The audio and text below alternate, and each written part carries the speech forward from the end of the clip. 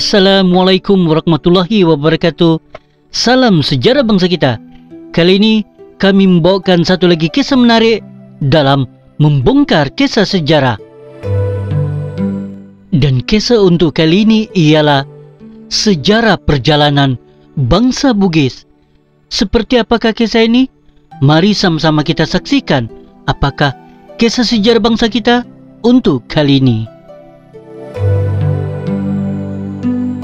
Bugis Mempawah dibawa oleh Opu Daing Menambong dari Kerajaan Matan, yaitu Tanjung Pura di Kabupaten Ketapang, ke Kerajaan Mempawah yang dahulu bernama Penambahan Singgaok di Kabupaten Pontianak pada tahun 1737 Masihi atau 1448 Hijrah. Opu Daing Menambon adalah keturunan Kerajaan Luwu, Sulawesi Selatan. Opu Daing Menambong datang ke Mempawah untuk menyebarkan agama Islam. Selain menyebarkan agama Islam, Opu Daing Menambon juga meneruskan takhta kerajaan Penambahan Singgaok yang pada saat itu dirangkap oleh Sultan di Kerajaan Matan, Tanjung Pura. Belayarnya Opu Daing Menambong dari Kerajaan Matan, Tanjung Pura, yaitu Kabupaten Ketapang, diiringi sekitar 40 perahu. Saat masuk ke Muara Kuala Mempawah, rombongan disambut dengan sukacita oleh masyarakat Mempawah. Penyambutan itu dilakukan dengan memasang berbagai kertas dan kain warna-warni di rumah-rumah penduduk yang berada di pinggir sungai. Bahkan beberapa warga pun menyongsong masuknya Opu Daing Menambong ke Sungai Mempawah dengan menggunakan sampan. Terharu kerana melihat sambutan rakyat Mempawah yang cukup meriah, Opu Daing Menambong pun memberikan bekal makanannya kepada warga yang berada di pinggir sungai untuk dapat dinikmati bersama mereka. Kerana saat kedatangannya bertepatan dengan hari Minggu terakhir bulan Syafar, lantas rombongan tersebut menyempatkan diri turun di Kuala Mempawah. Selanjutnya Opu Daing Menambong berdoa bersama dengan warga yang menyambutnya, mohon keselamatan kepada Allah agar dijauhkan dari bala dan petaka. Usai melakukan doa, kemudian dilanjutkan dengan makan bersama. Prosesi itulah yang kemudian dijadikan sebagai awal digelarnya Hari Robo-Robo, yang setiap tahun rutin dilakukan warga Mempawah dengan melakukan makan di luar rumah bersama sanak saudara dan tetangga.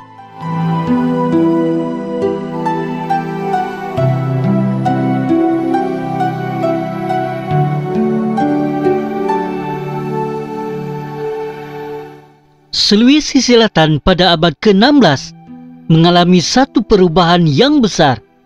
Dalam tempoh masa ini, komuniti Bugis dan Makassar berjaya diislamkan oleh Abdul Makmur, seorang Minangkabau. Manakala pertengahan abad ke-16, Sulawesi Selatan dikuasai oleh Goa dan Bone. Kerana kedua-dua negeri ingin meluaskan kuasa mereka, maka tercetuslah peperangan sesama mereka dan Bone dikalahkan.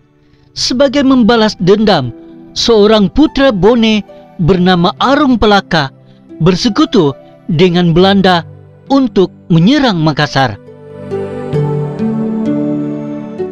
Pada tahun 1667 hingga 1777, Makassar jatuh ke tangan Belanda dan ini menyebabkan migrasi Bugis ke Sumatera dan Tanah Melayu.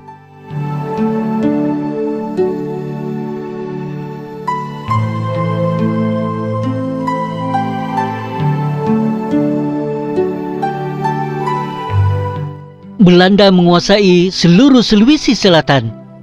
Dalam tempoh pemerintahan Belanda, pelbagai unsur-unsur baru diperkenalkan seperti sistem cukai dan buruh paksa. Pendudukan Jepun pada tahun 1942 mengubah pemikiran rakyat Sulawesi Selatan terhadap Belanda. Pada tahun 1945, selepas pengunduran Jepun, Soekarno mengumumkan kemerdekaan Indonesia tanpa pengiktirafan Belanda. Ini mencetuskan pertumpahan darah di Indonesia. Belanda kemudiannya terpaksa berundur dari Indonesia selepas komuniti dunia mengiktiraf kemerdekaan Indonesia.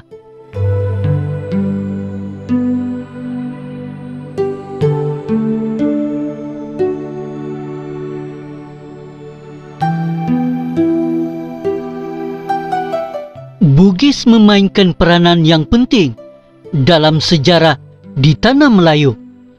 Mereka terlibat secara langsung atau tidak langsung di dalam politik dan perbelahan negeri-negeri Melayu ketika itu, terutama sekali negeri Johor.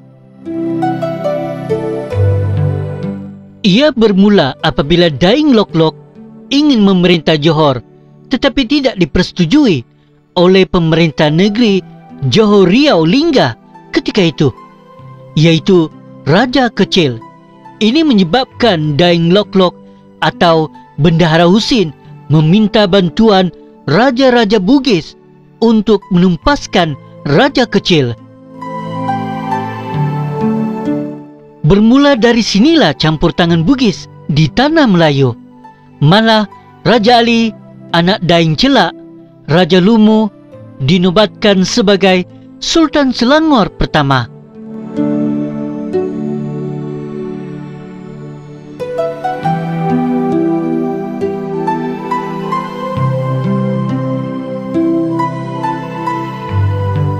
Etnik Bugis mempunyai bahasa tersendiri, dikenali sebagai bahasa Bugis ataupun juga dikenali sebagai Ugi. Konsonan di dalam Ugi pula dikenali sebagai lontara, yang berdasarkan tulisan Brahmi. Tulisan Bugis adalah tulisan disusun berdasarkan bentuk alam persekitaran Torpika seperti bentuk gunung, bukit, sungai dalam bentuk mudah dan ringkas kerana kaedah penulisan ataupun material penulisan. Sama ada menggunakan lidi ataupun kayu atau menggunakan badik atau kawali di atas daun lontar atau digarit, iaitu bukan ukiran atau pahat. Terus di atas tanah dan batu untuk tujuan komunikasi di persekitaran hutan tropika yang mempunyai persamaan ketara dengan pelbagai tulisan di Asia Tenggara seperti tulisan rencong dan lempong dan lain-lain. Corak tulisan ringkas ini amat penting bagi alat komunikasi dalam persekitaran mereka. Tulisan ini berevolusi dari tulisan berdasarkan pictorial atau perwakilan simbol sebagai misal huruf dalam kurungannya. Asalnya adalah simbol tangan yang digenggam sebagai simbol kepada sesuatu perkara berubah kepada garisan bergigi tumpul untuk meringkaskan lagi huruf tersebut. Ini masih dapat dilihat dalam variasi tulisan rencong dan Lampung di Sumatera. Sistem ejaannya adalah sama seperti mana sistem ejaan tulisan-tulisan yang wujud di Asia Tenggara lain. Tidak sama dengan variasi tulisan di bawah pengaruh Brahmi atau Palawa, yaitu Kawi yang lain. Lagaligo adalah epik terpanjang dunia. Ia wujud sebelum epik Mahabharata.